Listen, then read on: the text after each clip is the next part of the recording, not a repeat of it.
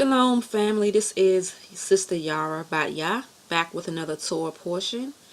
And for this Torah portion I'm combining, we didn't post a portion last week, so I'm combining last week and this week's portion. This particular lesson is going to pull from Genesis 28 through 36. And the name of this is Yisra'el, 12 tribes, 12 gates. Alright. We're going to pick up in Genesis chapter 29, and we're going to start at verse 31. And it says, "And Yahuwah saw that Leah was unloved, and he opened her womb, but Rachel was barren.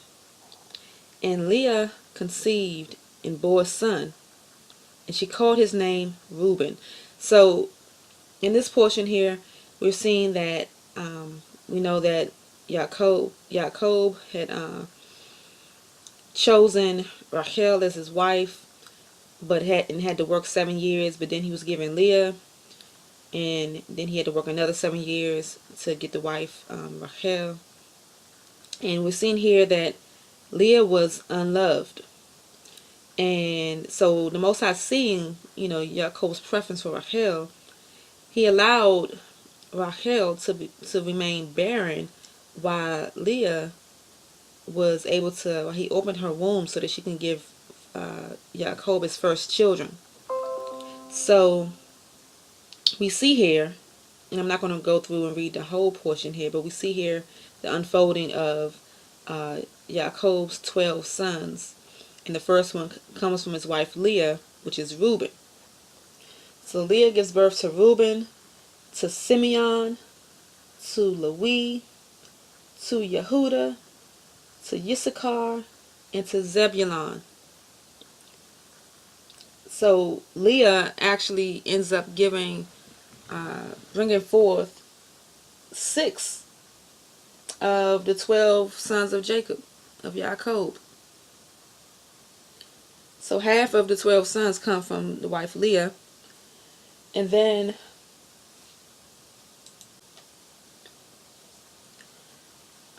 Rachel wants to be able to bring forth children and ends up giving her maidservant Bilhah to Jacob, and Bilhah brings forth Dan and Naphtali. Okay, and then Leah gives her maidservant Zilpah over to Jacob and brings forth Gad and Asher. Okay, and this is, you can find this in chapter 30. Alright, then when Rachel finally brings forth Yosef, and then in chapter 35 verse 18 she brings forth Benjamin, but also she passes away in giving birth to him. So we have Leah, who brings forth Reuben, Simeon, Levi, Yehuda, Issachar, and Zebulon. Bilhah brings forth Dan and Naphtali. Zilpah brings forth Gad and Asher. And Rachel brings forth Yosef and Benjamin. Alright. So these are the 12 sons of Jacob. Alright. And from these 12 sons of Jacob, the nation is going to be brought forth. Alright, so we're going to flip over to Genesis Bereshit chapter 32. And we're going to look at verse 24. And it says, "And Jacob was left alone, and a man wrestled with him until the breaking of day. And when he saw that he did not overcome him, he touched the socket of his hip, and the socket of Jacob's hip was dislocated as he wrestled with him. And he said, 'Let me go, for the day breaks.' But he said, 'I am not letting you go until you have blessed me.' So he asked him, 'What is your name?' And he said, 'Jacob.' And he said, 'Your name is no longer called Jacob, but Yisra'el, because you have striven with Elohim and with men, and have overcome. Alright, so we see here this incident that happens with Yaakov, and this being that he is wrestling with tells him that your name is no longer Yaakov, but that your name now is Yisra'el. I'm going to flip over to Genesis 35, and we're going to look at verse 9, and it says, and Elohim appeared to Yaakov again when he came from Padan Aram, and blessed him. And Elohim said to him, your name is Yaakov. Your name is no longer called Yaakov, but Yisra'el is your name. So he called his name Yisra'el. Okay? Alright, so Yisra'el means, it's a couple of different ways that this has been looked at. It means to strive with El, to rule with El, to overcome with El. Okay? To strive with El, to overcome with El, to rule with El. So we can see this as we look at the history of Yisrael and how Yisrael strived with the Most High Yah. He strived with El. We know that El means mighty one. When we talk about El, Elohim, we're talking about the Most High Yah. And we're talking about power. We're talking about a mighty one. Okay? And whenever you see that ending El, that's what that's saying. So we see that Yisrael has always had a history of striving with El as we go throughout the scriptures. To strive with El, to rule with El, to overcome with El. So I want to look at that overcoming with El portion for a moment. And we're going to go through a few verses in the book of Revelation. So let's flip over to the book of Revelation.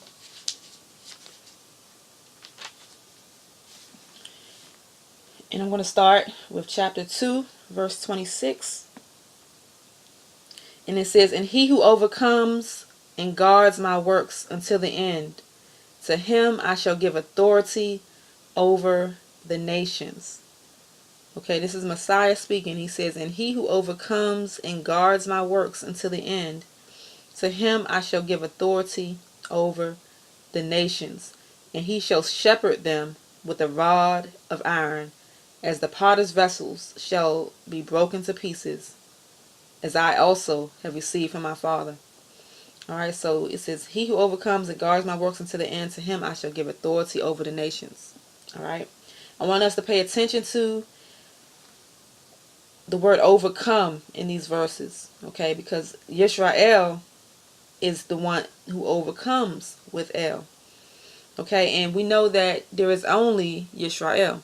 Okay, either you are of Yisrael or you are grafted into Yisrael, but his people is one people. All those who will inherit the kingdom is one people, is Yisrael. Okay, so when he says, and he who overcomes and guards my works until the end, to him I shall give authority over the nations, we're dealing with Yisrael, those who overcome with El. Okay, so let's I want us to pay attention to the things that are dealing with the authority, and the things that are dealing with. Last week we talked about inheritance and the firstborn. Okay, so I want us to pay attention to what's talking about overcoming, and what's talking about authority and nations and all the things that refer to the kingdom. Alright, so keep your eyes open for those themes as we're going throughout this. Alright, so we're going to flip over to chapter 3, verse 12. And it says, he who overcomes, I shall make him a supporting post in the dwelling place of my Elohim, and he shall by no means go out. And I shall write on him the name of my Elohim and the name of the city of my Elohim, the renewed Jerusalem, which comes down out of the heaven from my Elohim, in my renewed name. Remember this verse here. Circle this verse. Underline it. Put an asterisk next to it. Okay, and this is going to make sense by the time we get to the end. I'm going to read this one again. I shall make him a supporting post in the dwelling place of my Elohim, and he shall by no means go out. And I shall write on him the name of my Elohim, and the name of the city of my Elohim, the renewed Jerusalem, which comes down out of the heaven from my Elohim, and my renewed name. Alright, let's flip over, still in chapter 3, verse 21. It says, to him who overcomes, I shall give to sit with me on my throne, as I also overcame, and sat down with my Father on his throne. Okay, we catching these things that have to do with how the overcomers are going to be ruling with him in this great city. Okay, let's flip over a few chapters to chapter 20. And we're looking at chapter 20, verse 6. And it says, blessed and set apart is the one having part in the first resurrection. The second death possesses no authority over these, but they shall be priests of Elohim and of Messiah, and shall reign with him 1,000 years. Alright? And let's flip over to the last one. Chapter 21, verse 7. The one who overcomes shall inherit all this, and I shall be his Elohim, and he shall be my son. Alright? So we're talking about what those who overcome in Elohim are going to inherit. Okay? Those who overcome with El. Yisra'el. Those who overcome with El. And those who rule with El. Okay? So through our striving, through our time here on this earth, those who overcome are going to become those who rule with him. Alright? Hallelujah.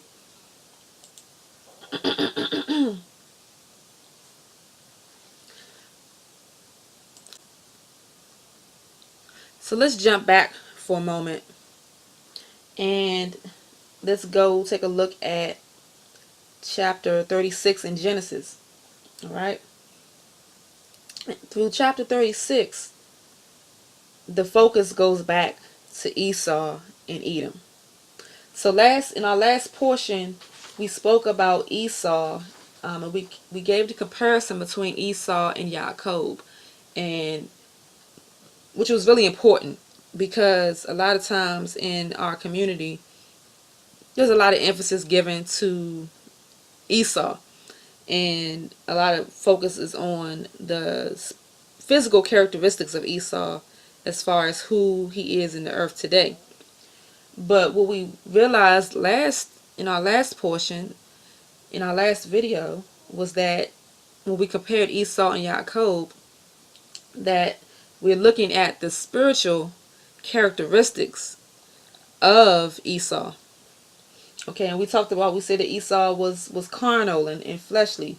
Esau was representative of the children of darkness, and was a hunter, was focused on his own pursuits that were driven by his flesh. He was focused on building cities, and is of that line that comes from Cain, it comes from Nimrod, as far as not by bloodline, but by spirit, because this is a Hebrew, this is a son of Isaac, who's of Abraham.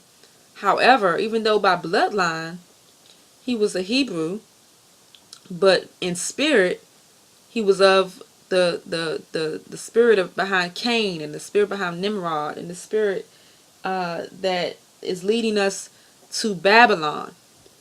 So his spirit was more congruent with the spirit of Babylon, while Jacob was representative of the light and of the spirit of Yah, and of dwelling in tents and walking in faith and trusting in the Most High, and had the spirit of a shepherd. Okay, and is leading us towards the future city of Jerusalem. Okay, so when it comes down to it, we're looking at these two great cities and the war between these two great cities.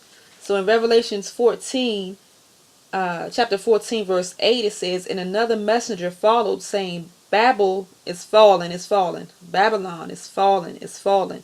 That great city, because she has made all nations drink of the wine of the wrath of her whoring. So Babylon is a great city that as a whole represents what is not following after the Most High. Okay? Where in contrast, we just read about the great city of Jerusalem. And when we read in Revelations, I told you to pay close attention to chapter 3 in verse 12, where it talks about the name of the city of my Elohim, the renewed Jerusalem that's coming down from the heavens. Okay, so we have this comparison between these two great cities. All right, Babylon and Jerusalem. All right, so this is what all of life boils down to a certain degree, is this battle between these two cities. So having been exiled from our actual land, we find ourselves in a place that we're living in Babylon, but yearning for our own city. So when we look at Genesis 36, it gives a breakdown of Esau and Edom and his genealogy, and we see throughout here that he had set up chiefs, or in some translations it says chiefs, in some it says kings, in some it says rulers. In my translation here, it talks about the chiefs that he set up throughout his cities and his land. Okay, so and we get down to verse 31, and it says that these were the kings who reigned in the land of Edom, before any king or any sovereign reigned over the children of Yisra'el. So this is the book of Genesis, and already Esau has his cities established with kings set up already. And we know that the children of Yisrael did not get to the point of having kings set up until way later down the line. All right, so it would appear that Esau is prospering, because his mind is set up on establishing names for themselves.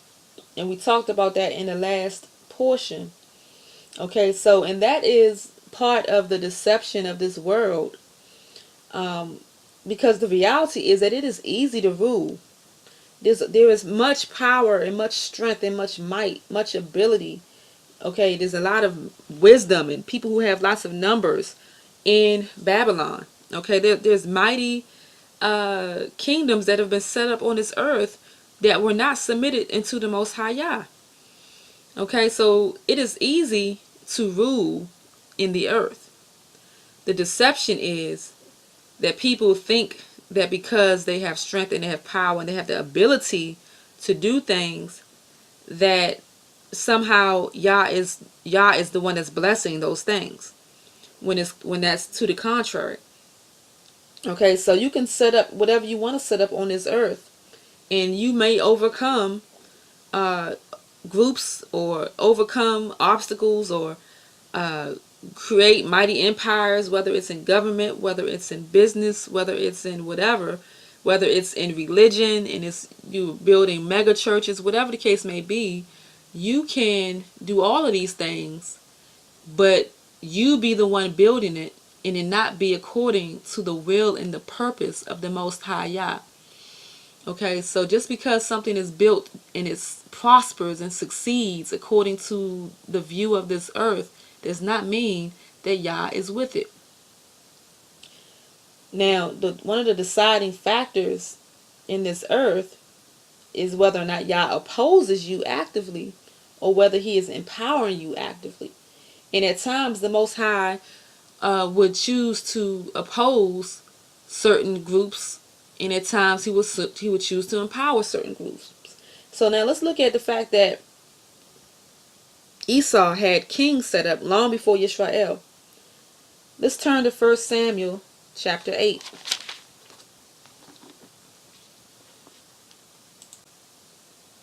because there was a process that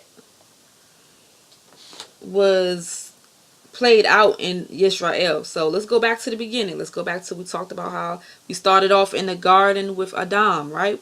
And the Most High, Adam and Hawa, they walked in the garden, and the Most High's presence was there in their midst. But then they fell and was expelled from the garden.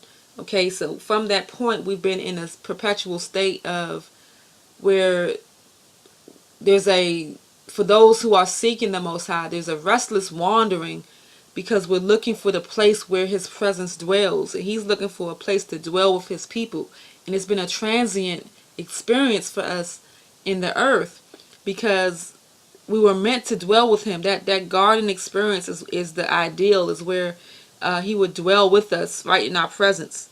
But because of sin and transgression of his Torah, his laws, his commands, his ways, we find ourselves constantly in a state of separation.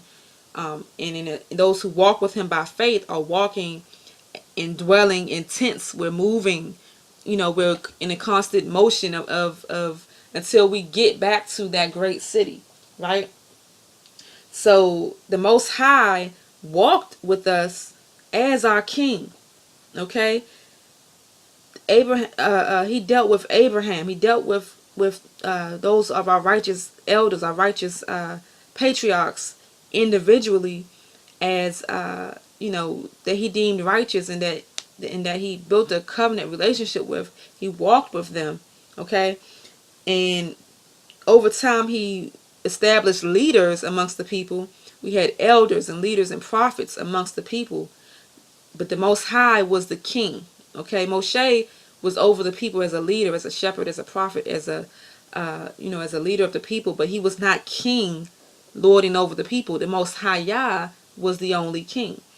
Okay, and that was the state of the people. Even though we had judges and different things over us, Most High Yah was our king, and we followed him, we trusted him, and he would fight our battles as our mighty one.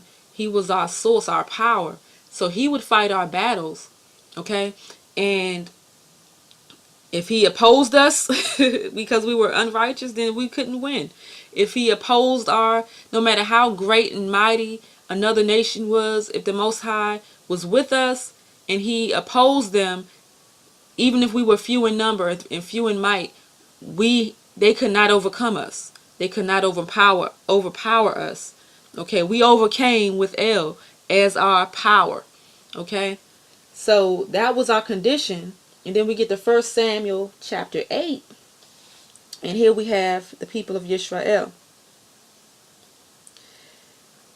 He said in verse 4, it says, all the elders of Yisra'el gathered together and came to Samuel at Ramah, and said to him, look, you are old, and your sons do not walk in your ways. His sons were appointed over Yisra'el at this time.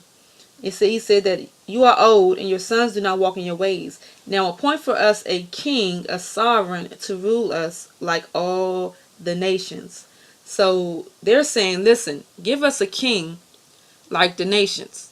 Now, Samuel was a prophet, and he had a relationship with the Most High, and he dealt with the Most High.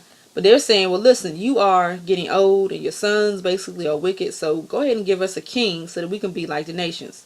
But the word was evil in the eyes of Shemuel when they said, give us a king to rule us. So Shemuel prayed to Yahuwah. And Yahuwah said to Shemuel, listen to the voice of the people in all that they say to you, for they have not rejected you, but they have rejected me from reigning over them.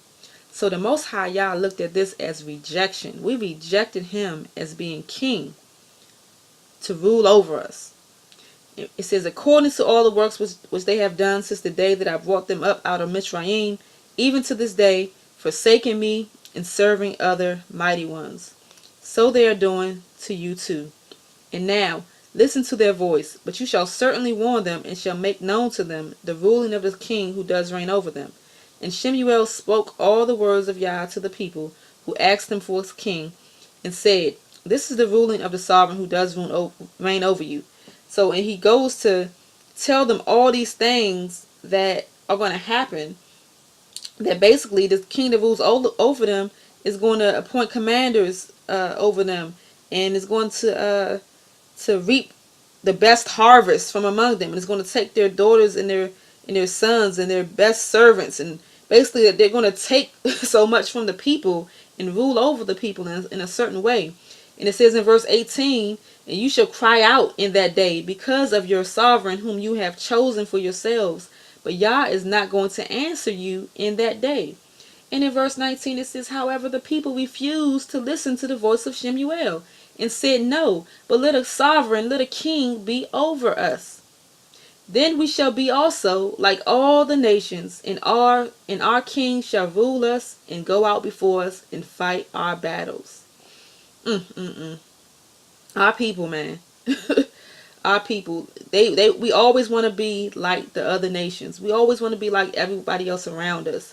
But we had the mighty one, the mighty El, the most high Yah, fighting our battles for us and protecting us and being our source of protection and provision. But we wanted to be like the other nations around us. And we've been suffering because of this very thing right here ever since. In verse 21 it says, and Shemuel heard all the words of the people, and he repeated them in the hearing of Yahuwah. And Yahuwah said to Shemuel, listen to their voice and make them a sovereign, make them a king. And Shemuel said to the men of Yisra'el, each of you go to his city. So this is the beginning of of an interesting dynamic with the people of Yisra'el. Okay, so Yisra'el rejected the Most High as king. And from this point forward, shortly after this, Shaul, King Shaul is appointed over the people. He becomes wicked. Then we have King David, who inherited the kingdom. King David was our righteous king. He was a messianic king. He was a foreshadowing of the Messiah. He ruled as king and as priest over the people of Yisrael in righteousness. And and because of that, it was said that the throne would never, the scepter would never move from his house, that the coming Messiah would be from the throne of David. Okay, so be from the house of David, and will sit on that throne. So this is a foreshadowing of the Messiah. All right, so but after David, his son Solomon, who was the wisest and one of the richest, takes the throne, but because he went after foreign women, he got caught up in idolatry and led the people astray. So under his kingship, the nation was split, which is why we have the northern and the southern kingdom today. Well, we have the northern tribes, 10 tribes, and the southern tribe of Yehuda, the northern Yisrael, and the southern house of Yehuda, and from this point on, we had mostly wicked kings from this point on. And this all comes and culminates up to the point of, number one, to the point of Messiah coming and being the final king to rule, which is why we had to have him rule as an earthly king, because we asked for a king to rule over us. Okay, so we wanted a king to rule over us, which is why the Most High is bringing back his kingdom, but through an earthly king, through the Messiah, because we asked for a king to rule over us. So in his grace and mercy, he's going to bring us back to righteousness and having a righteous ruler over us in a righteous kingship. Okay, so but throughout the rest of the history of Yisrael, we've had a lot of wicked kings, and now we're being ruled because of our captivity and our being in exile. We've been being ruled by other kingdoms of this earth, and being in captivity to other nations. Okay, and we are at this point in time are waiting for our Messiah to rule as king over Yisrael and to regather us. Okay, so we have two dynamics, because when the Messiah came, he said to us that the kingdom was at hand. Okay, so during the time that he came on earth, he showed us that the kingdom was at hand, that the Most High was establishing a righteous order.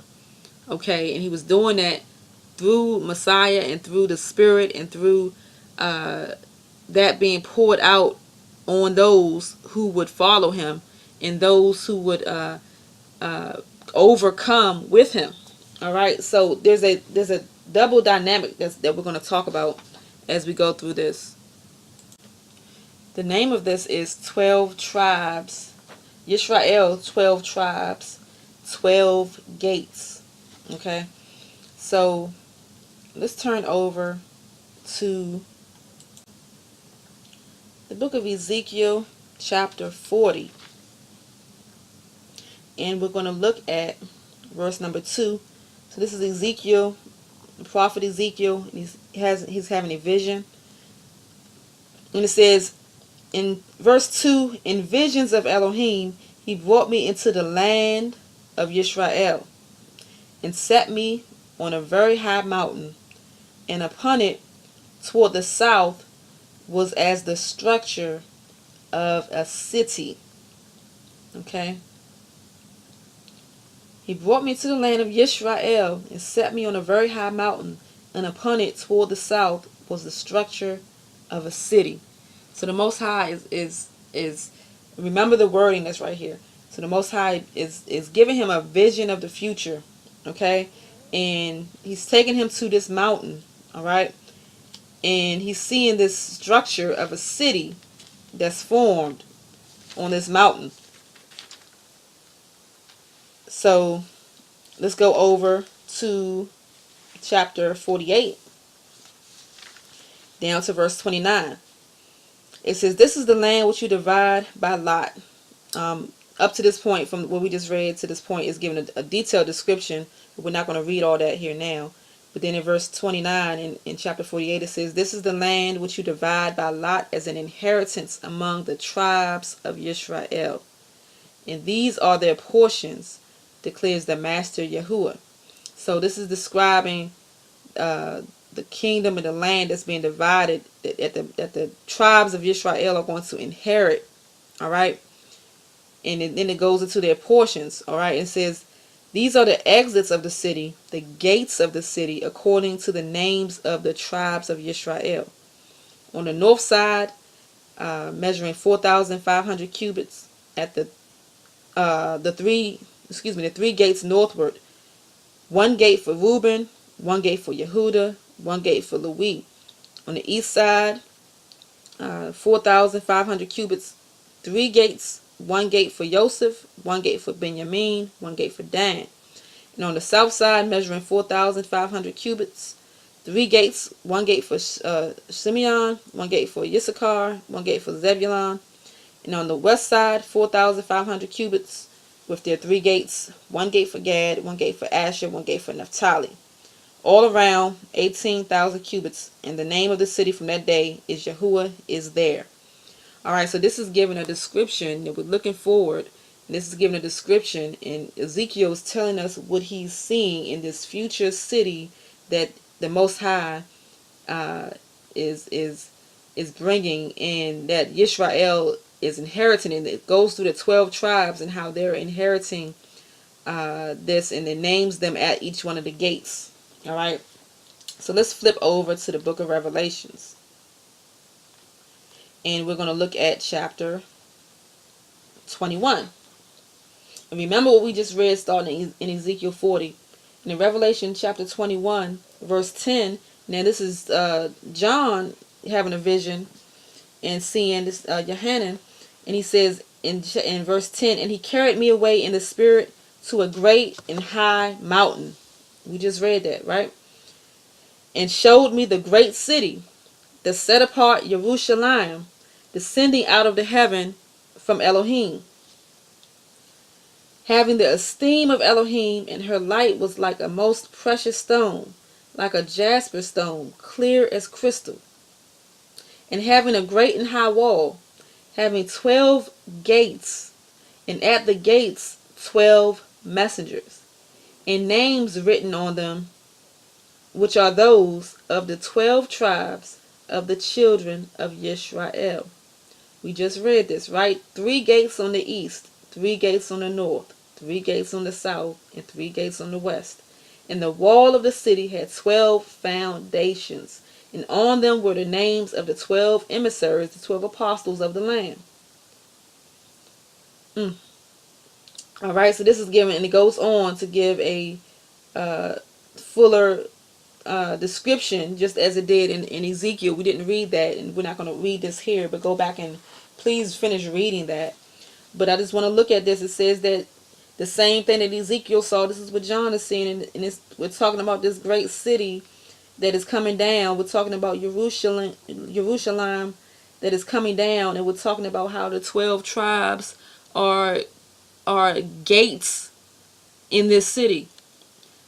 Each one of the 12 tribes are the gates of the city, and the emissaries, the apostles, names are written as the foundations of this city. So we have something twofold that is happening right now. So we're looking forward at this great city, Jerusalem, that's coming down, the kingdom that's coming down, the kingdom that's coming down. We're looking at future, okay? And it's giving a description of all these stones and these jasper and all these different things. It's giving us a description of, and in our mind we can envision a great city with high walls and all these things that's coming down in the future, okay? But we also see that the gates are being called the 12 tribes, okay? So there's a mixing and a mingling of a personification, that even though we're saying walls, we're saying foundation, we're saying, you know, all these physical elements that are in a building, that are in a city, but we're calling them people. We're calling them the 12 tribes. All right, so the city of the Most High is made up of the people of Yah. It's made up of the redeemed of Yisra'el. Keyword there, redeemed of Yisra'el. Those who overcome with El throughout this life are going to be the ones who rule with El in this great city, in this great kingdom. You have to first overcome with El. To those who overcome, I will give a right to enter into these gates.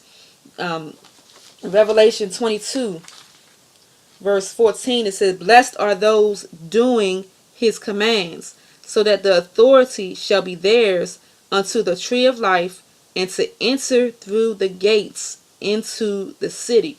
So only those who are doing his commands are going to be the ones who are able to enter into the gates, into this great city.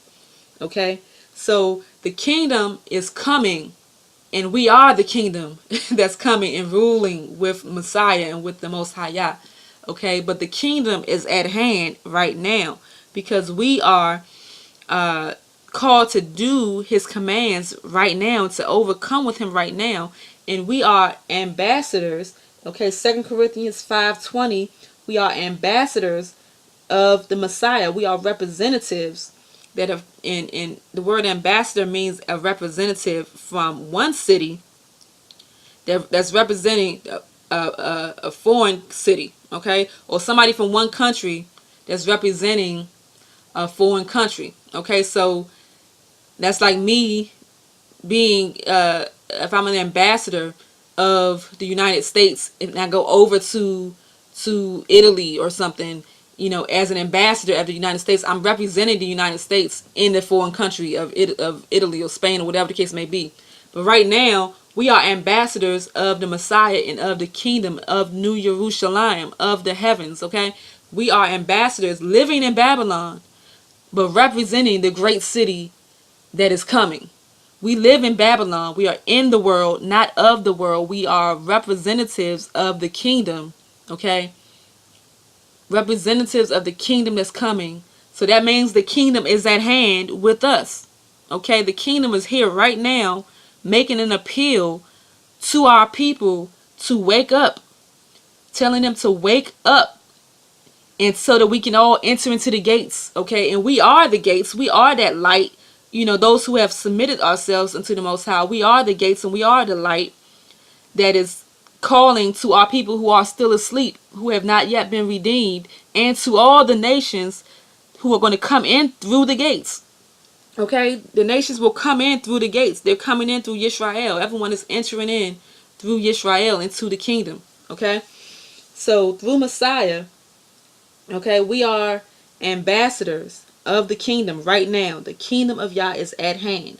So the kingdom is at hand and the kingdom is coming. Okay, and if we want to enter the kingdom, we have to overcome now with El so that we can rule with El. Okay. So there's 12 tribes, 12 gates. There were 12 disciples, 12 apostles. This word 12 means governing authority. Okay, 12 is the number 12 means completion. It means perfection. It means foundation. All right, it means to govern. It's a government. It means authority. Okay, it says to us a son is given, and he's coming with the government on his shoulders. Okay. The verse we just read says that the emissaries, the apostles, are the foundations in the kingdom. All right, so I hope you're seeing this picture. I hope this is tying together for you. Okay. All right, so I want you to turn over to Psalms chapter 24, and I want to encourage you. Psalms chapter 24, verse 7. All right, I want you to listen carefully. Psalms chapter 24, verse 7. Understand everything that we just said about the gates in the kingdom, okay? Yisra'el being those gates seen in this great city, okay? Chapter 7 says, lift up your heads, O you gates, and be lifted up, you everlasting doors, and let the sovereign, the king of esteem, come in. Who is the sovereign of esteem?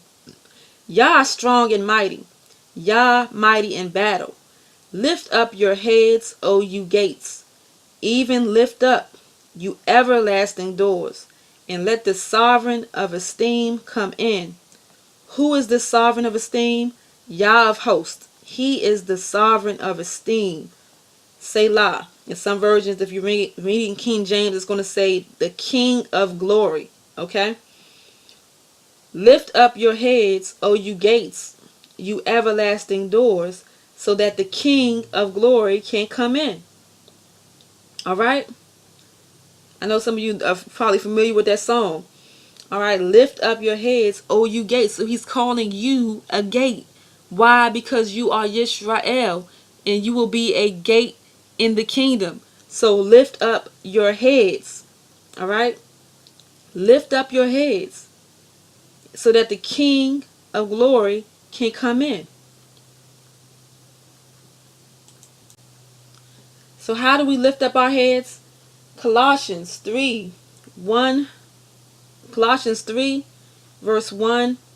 If then you were raised with Messiah, seek the matters which are above, where Messiah is, seated at the right hand of Elohim. Mind the matters above, not those on earth. For you have died, and your life has been hidden with Messiah in Elohim. When the Messiah, who is our life, is manifested, then you also shall be manifested with him in esteem, in glory. Therefore put to death your members, which are on the earth. If then you were raised with Messiah, seek the matters which are above. Lift up your head. Okay? Where Messiah is seated at the right hand of Elohim in the kingdom. Okay? Mind the matters above. Put your mind and your thoughts on the things that are above and not the things that are on the earth. For you have died, and your life has been hidden with Messiah in Elohim in the kingdom as a gate. Okay, when the Messiah, who is our life, is manifested, when he comes back for us to regather us, then you also shall be manifested with him in esteem. You're going to enter in. You're going to be that glorious gate in the kingdom, in glory. So put to death your members right now, which are on the earth. Okay, all these things, the whoring, the uncleanness, the passion, the evil desire, the greed of gain, which is idolatry. Because of these, the wrath of Elohim is coming upon the sons of disobedience, in which you also once walked when you lived in them. But now also put off all these, displeasure, wrath, evil, blasphemy, filthy talk from your mouth. Do not lie to each other, since you have put off the old man with his practices, and put on the new one, who was renewed in knowledge according to the likeness of him who created him. So we got to put off all these things. All right, put off all these things. Okay, and put on the Messiah. All right, in verse 12 it says, therefore, as chosen ones of Elohim, set apart and beloved, put on compassion and kindness, humbleness of mind, meekness, patience, bearing with one another and forgiving each other. If anyone has a complaint against another, indeed, as Messiah forgave you, so also should you. But above all these, put on love, which is a bond of the perfection. All right, and let the peace of Elohim rule in your hearts, to which indeed you were called in one body, and be filled with thanks. Let the word of Messiah dwell in you richly, teaching and admonishing one another in all wisdom, singing with pleasure in your hearts to the Master in psalms and songs of praise and spiritual songs. And whatever you do in word or deed, do all in the name of the Master Yahusha, giving thanks to Elohim the Father through him. Hallelujah. All right, lift up your heads, O you gates, and put your mind on heavenly things, so that the Master can manifest his glory in us on this earth, so that we can bring forth his light to each other, to his people that are lost, and to those who he's calling to himself, so that he can be given glory and given honor and praise and thanks, so that we can overcome with him and rule with him in the kingdom to come. Walk into your authority. Walk into the calling that he's called you to. Live up to where he's calling you to. Put your mind on heavenly things, and stop being caught up in the things that are going on in this earth right now. We are too distracted by the things that are happening on this earth, and we're not walking. We're caught up in Babylon and entrapped by Babylon and distracted by Babylon, instead of having our eyes set on the city that's coming and manifesting that now, so that it will come, so that we will be a part of it when it comes.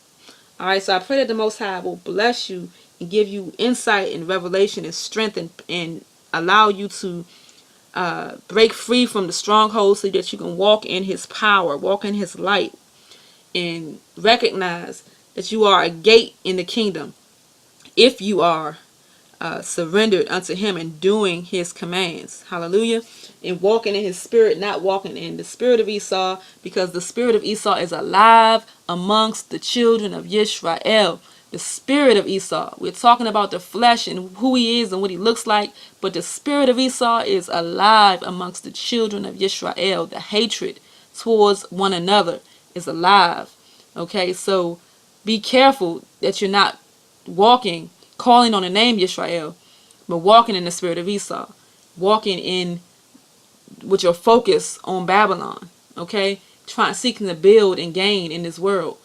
Seek the kingdom that is coming and that's being established, and let it be established in you, in Messiah, so that we can overcome and rule together with him when he comes, and live to the glory of the Most High Yah. I pray that this word takes root in your heart. Walk as a gate. Guard your gates, your entryways in and out of your spirit and your body, your soul, your nefesh, and allow the Most High to have his way in your life. Shalom to you, family, and I will see you in the next video.